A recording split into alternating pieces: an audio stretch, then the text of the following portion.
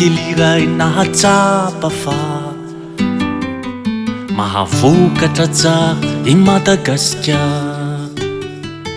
no nitady fanampiny mba ho taonazy no nitady fanampiny mba ho taonazina nivokatra iakatra efa fantatra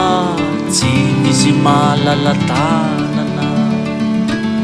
miezaka hatao efa fantatra tsy misy malalatanana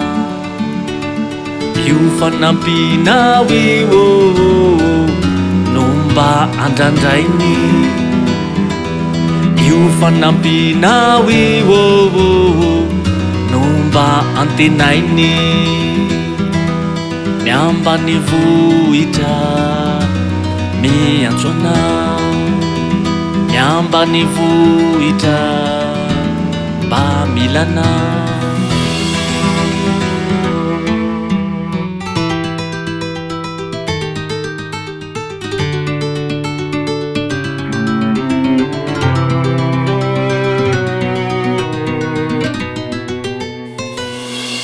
Tantsara kely iray nahatsapa fa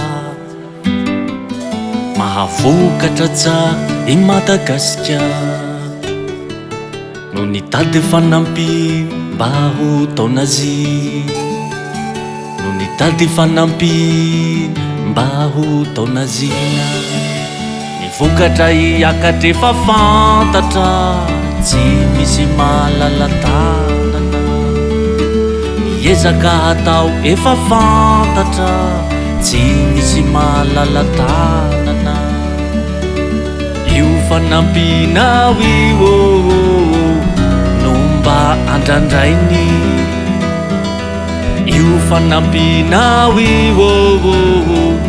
no mba antenainy ny ambany vohitra miantso anao ny ambany vohitra